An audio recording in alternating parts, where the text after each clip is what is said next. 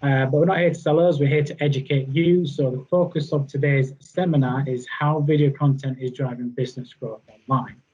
A big topic of the last 3 months has been the rise of video, different types of video content, video consumption. For those that were on the talk 2 weeks ago, where we talked about digital trends during COVID-19, video played a key part of that. And we're just going to revisit 2 of those points to begin with before we go into the presentation, because it kind of gives like a basis to this seminar. So what we know is that 90% of global internet users between 16 and 14 are consuming online video. So that's a very, very, very, very high number of consumption. So if video is not part of your digital strategy, you're kind of really missing out big time. But video is more than just online video for your YouTube, it's video for your social media, it's video vlogs. People are turning those videos into podcasts and then showing the online podcast for people to view at the same time. So these stats are just the increases since lockdown. So a 9% increase to those that watch a video online, 51% increase in terms of vlogs. But the key interesting part is the type of content they're consuming. Video isn't just, you know, a 10-15 second promo.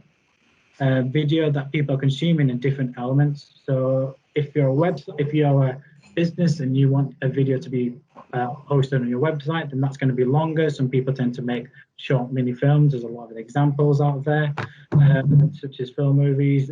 The biggest trend with the rise of TikTok right now is the funny videos and memes of people taking videos of stuff they're doing, dance shows, challenges that are happening. You see a lot of brands getting involved in that and kind of aligning their brand with certain types of memes and funny videos that's going through. So what we can see from this is since COVID-19, the kind of change, and also by demographic in terms of different types of videos that people are watching. You see people watching a lot of live streams right now. As we've been all confined to isolation, you know, consumers have had to find new ways to kind of communicate and engage in a social way.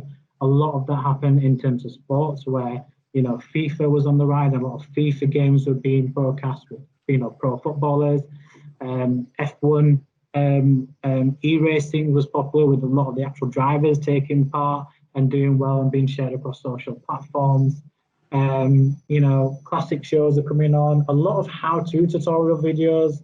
Just look at the increase in that. And if you're a business or you're an individual, that's similar to what we're doing now. It's not a how-to, but it's almost like an educational video for 15 seconds where we are trying to educate and show how you can do that, or how, for example, in this talk, video plays a key role in terms of what you should do as a business to drive your growth. So video content comes in different formats, and you as a business need to identify what your consumers are doing, the type of content they're consuming, and how you can benefit from that different type of content. So what do we know is that video content is on the rise.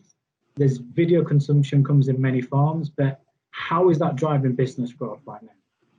So why is video important? Why do I mention this in my talk for Leeds Trinity? I mentioned this in our first talk just 2 weeks ago. You know, video consumption has reached an all-time high. And back in 2017, 74% of all internet traffic was video. In 2019, that increased to 8%, and statistics for 2021 show that 30% will be live video. So as you can see with the stats that we showed in just a couple of slides ago with the live esports, the live streaming, that has increased significantly. And in 2021, 30% of all internet traffic will be live video streams. And if you're on Instagram, you can do live streams. If you're on Facebook, you can do live video. TikTok can now do live video. On LinkedIn, you can do live video. All these platforms are adapting to video. So you as a business need to be adapting as well. Also, as technology increases, the type of video formats and how we consume video will increase.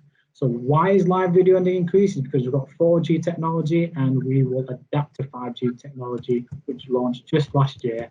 Had a lot of negative PR around it, and I don't know why would people burning 5G masts down thinking it's affecting their health and well-being. But again, it just kind of shows how certain, you know, how, again, that came from videos of people showing the impact of 5G on humans. So as technology increases, video will play a key role. And whether you're a micro or small business or an individual, you need to be adapting to video moving forward.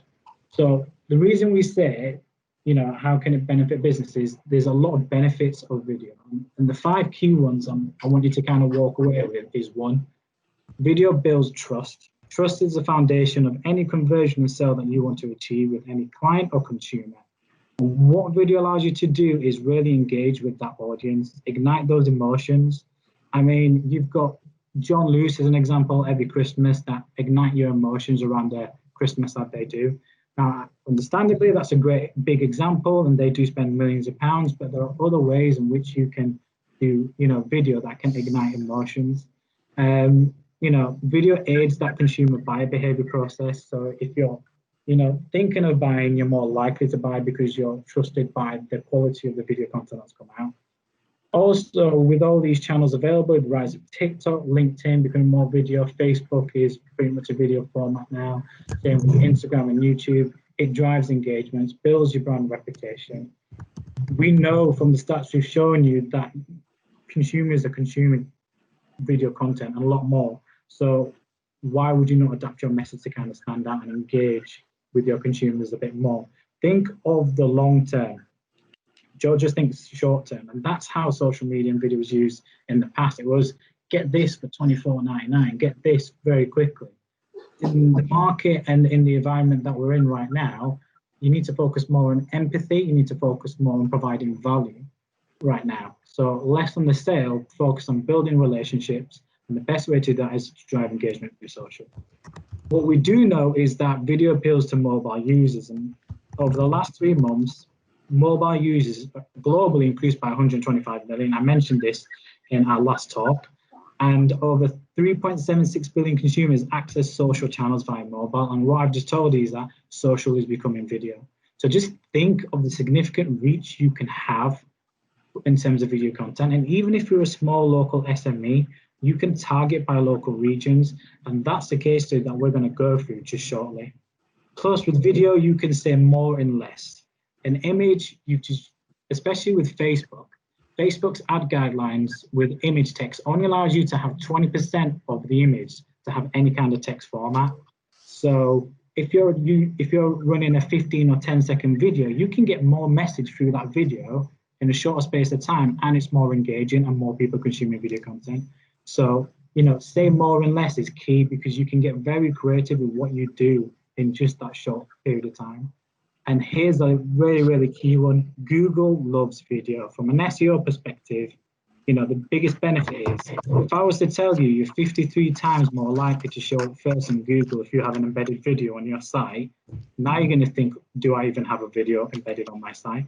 An embedded video doesn't mean actually physically embedded on my site. It can be hosted through YouTube and be embedded through a YouTube embedded link. If you go on our website, we have the full Bobble Bitesize page. If you go onto our video page, we actually have a video that explains why video is important as part of that. And the reason for that is so we can rank highly for that particular page in that service. So the benefit of having video on your website is you keep your consumers on your website longer. The longer someone spends on your website, Google likes, because it thinks you're giving them good content, which is why they're spending a long time on your website. So Google thinks, great website, this person spent 5 minutes on it for this keyword that they rank for to go to that website, so you're going to do quite well. So these are the key 5 benefits I want you to think about, and how to kind of use video to build, business growth for yourselves moving forward. I'm kind of going to go through a case study in terms of how we use video within social to drive business growth. So the client we worked with, this is just recently during lockdown, is Wayside Auto Park. They're based in Sunderland. They're a car dealership with over 400 plus cars. On our advice, they created 5 videos plus car sales to specific audiences: families, high earners, mid earners, low earners. And I'm going to kind of go through the different kind of video content we created. But based on that, they created 5 videos with different car types. So for families, it was SUVs and 4x4s. For the low earners, it was cars valued under £10,000. For the mid earners, we created 2 videos, one for 10 to 15K and another for 15 to 20K price range. And then for the high earners, it was cars over the value of £20,000. So just look at what we did there. We didn't just run one video to every single audience they had. We split the video and the content by the different audience. A family isn't going to be interested in a 2-3 door car. They want to see cars that are suitable for families. A high earner is not going to buy a car that's worth under 10 grand. They want to buy a car that's more in line with their earning potential.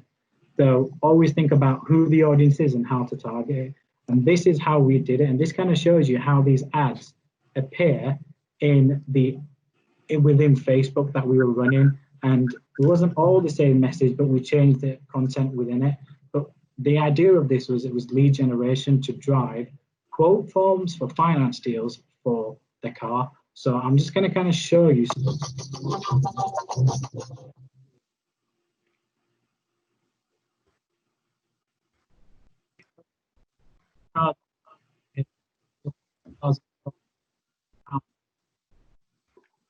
Very affordable for that demographic. This was the 15K to 20K video. It's targeted to the mid end.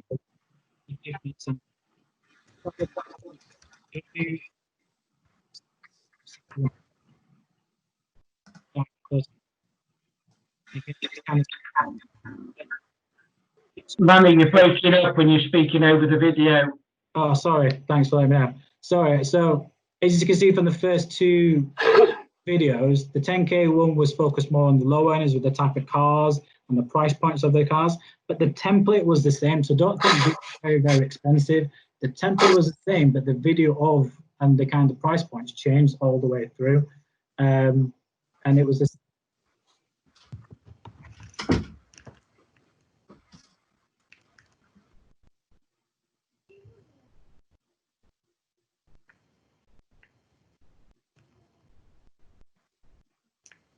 I should really share this with my client because I'm giving them free exposure right now. Can you see the difference from the price ranges from the free that we've gone up to? Now you're getting up to £280 a week for particular cars to £188 a week. So again, make sure you focus your message to a particular audience. Now I'm going to have to play the next one to kind of get through to the next page because it's all one click.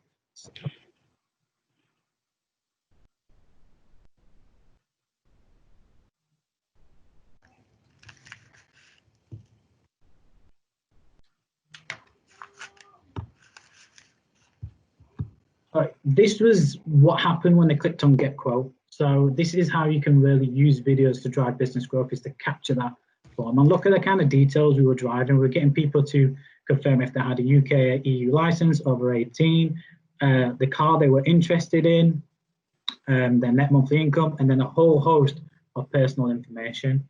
So you can still use the same formats and ad formats within Facebook, but video drives more leads. And just to kind of show you how, these are just some of the results so far this month alone. So there's been nearly 500,000 video plays across Facebook. The average play time was 4 seconds. The video was no more than 15 seconds. So we know a third of the video was played. So that's why it's important to kind of get your message in the first 5 seconds. The cost per view just came in at 1p. So to achieve one of those video plays only costs 1p on average for the client to achieve.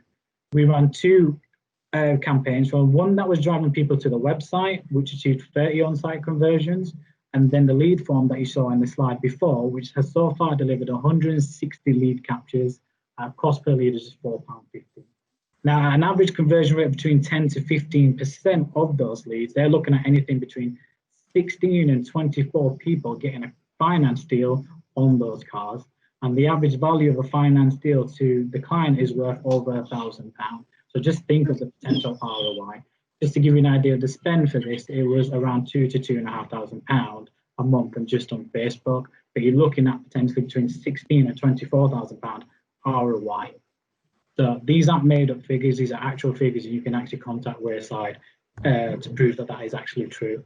So that's how video content is driving growth for a car dealership in Sunderland, and why it's quite important, because just look at the average play time, look at how cheap it is to drive a view, and look at the reach they are. And because it's Sunderland, someone from Leeds isn't going to drive to Sunderland to buy a car because I've got a available car just around the corner from me.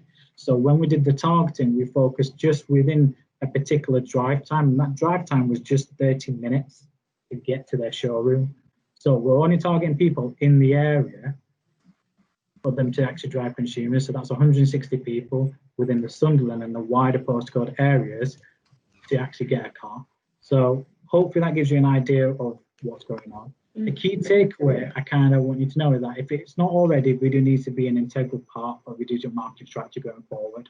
The question I want you all to ask yourselves is, how do you start to adapt your content to video to increase your digital marketing performance?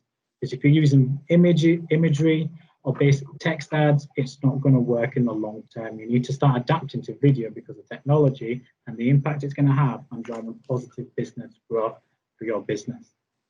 I'm going to now open it up to some questions that I now need to work out how I kind of stop sharing. So does anyone actually have any questions on anything that I said? Feel free to raise your hand or just speak out, because I can't see everyone at this moment in time, or just drop something in the conversation.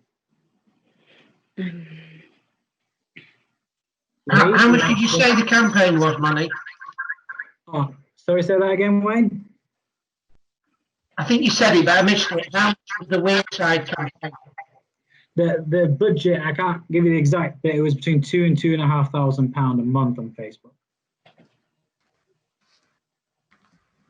So when you consider 160 leads, and we're not even considering the on-site conversions, and all the on-site conversions where people are requesting a part exchange or filling the contact us form or calling up. So after that, they will feed back to us in terms of how many leads came through from them. But what they did see was, you know, a bit of trial and error. What I haven't included in that is the first lead gen form only captured someone's name, email, and number. But we realized that the quality of the leads was poor. So what we did was we got a lot more detailed information. And because they put all that personal information in, it came through as a more quality lead. I take it they sold more than 100 cars. Yeah, so from their perspective, we always said to them, you're not going to get 160 conversions from 160 leads. We work on a 10 to 15% conversion rate. So to be honest with you, the campaigns went above our forecast. We only forecasted 80 leads for the month, so it's done twice as better.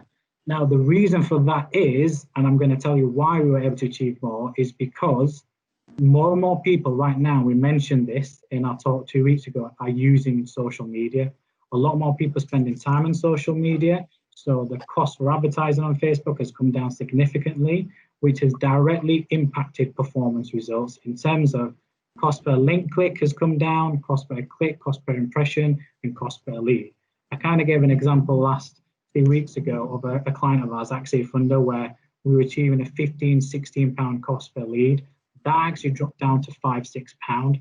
And we didn't do anything too miraculous. It just shows the state of the environment and the social environment right now, showing that how many more people are engaged. But because there's less competition, because the first thing a lot of businesses tend to do is cut down on their marketing spend during a recession-like market and economy, there's less competition. So the ads are being placed more and being delivered more at a much cheaper rate, which in turn improves the ROI from the performance. Now, we have told the client this isn't going to be sustainable long term, so the cost per lead won't go up. So, but we've explained why it's so cheap and why low right now. But what they're doing is they're just trying to maximize on a very good, very good situation. Lee, I see that you had a question. You raised your hand. Yeah, Manny, you know, I think a lot of people realize the importance of adding video, but sometimes it really boils down to cost. Because if you think about it, everybody thinks, well, perhaps they can put a video together with whatever technology or free tech, you know, free vehicles. But I guess to get the message out, you can be more damaging to a brand if you try and do something that doesn't look up to scratch, because you're competing in a market where visual and video is key. So how do you actually overcome that? Because obviously it's not just the cost of advertising the video, but it's the point at creation, you know, which can be at a cost. How do you kind of tackle that if you have a limited budget? Because obviously if you're an SME, and particularly under the current economic times, you know what you have to do, but sometimes to actually just put sort of a strategy in place or to have the budget to actually do that. No, that's a very, very good question. We actually cover a lot of this in another talk called, which we did, video strategy and how to kind of create video and the process of creating video. But I definitely understand the question. So we do have that issue where sometimes clients come up to us and they basically turned images into a GIF and then turned that into MP4, and we've had to say that's not going to work. And because obviously, again, budgets are limited. Yes, you can't really compete with the likes of, you know, John Lewis and the bigger brands, but if you're focusing on a specific local geo area, then video won't be too expensive, because as long as you focus on your message, you don't need to invest into like a green screen. You can do animated videos, which brings the cost down significantly. And you can get creative with animated videos because it means less equipment, less live shooting, no script. It also means you don't have to get any health and safety measures in place if you are shooting on location, etc. So all those elements kind of go out the window when you can come up with a storyboard and do an animation. An example of a client that we came across was a client that asked us, we want to film a live seagull landing on a beach and picking up some litter. And we said, well, do you have £1 million to do that? And they said no. So I went, well, simple as that's not going to happen. Plus, where are we going to find a trained seagull to land on a beach and pick up a piece of litter? But it was a Chinese client and the symbology behind it was good. The difference is what we ended up delivering was a water painting video. So it was water painted seagull, beaches, materials, and then an animator took those water paintings and turned them into graphics and created the video, and that cost them £3,000 to £4,000. And that's now placed on our website, but it was a web video to place on website. So they got what they wanted, but they got it in such a more artistic effect because it was all water paintings. I'll share a link of it because it was just Andy Green that worked on that project to kind of show you the impact of it. So you need to kind of really explain what it is you're looking for. And if you have a budget and a client, speak to them and say, this is our budget, because what we say is don't come in with a brief and say you want X, Y, Z. Come in and say, this is what I'd like, this is how much I've got. That way, give the agency, and we're not a video agency, we put your video on YouTube social, but we work with other agencies. They will then tell you, right, what's feasible and what way to go back, because they're the creative people. Let the agency guide you in terms of what's possible. Now, what I can tell you is those videos, if you noticed it, we used the same template to keep the cost down. The only thing that changed was the filming of the different cars and the price range. So they got 5 videos, but essentially the price of one, because all we did was the same template, but changed the cars within the different elements and then use those different car types for those particular audiences. So that's how you can be creative and bring your costs down. And that video worked because just look at the results. And would you say that video is very, very poor quality? I had my reservations about the sound, if I'm completely honest with you. But the client liked the sound, so what the client likes, kind of all they always get. So just use that as an example, because I think their budget for that video was only £500.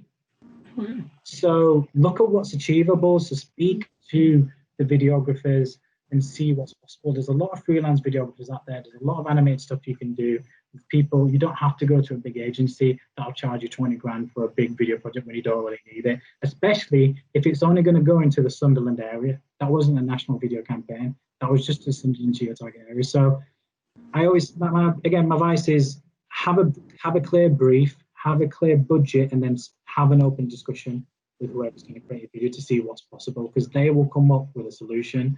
A solution can be found, but you've got to be honest. The last thing you want to do is go up to an agency and say, give us a price, because where do they start from? And if you haven't given the clear brief, and like when that client says, I want a live seagull landing on the beach, how much is that going to cost you? I went, do you have £1 million? He goes, no. So I went, well, give us a brief and give us a budget, and then we'll tell you what's possible now that we know what you want. And then it was delivered within, £4,000. So it's setting expectations. And sometimes I feel like, and this is maybe me just being a bit selfish, but from an agency point of view, the clients need to give clear direction in terms of what they want. Only then can we give you the advice you need to get you to where you need to be.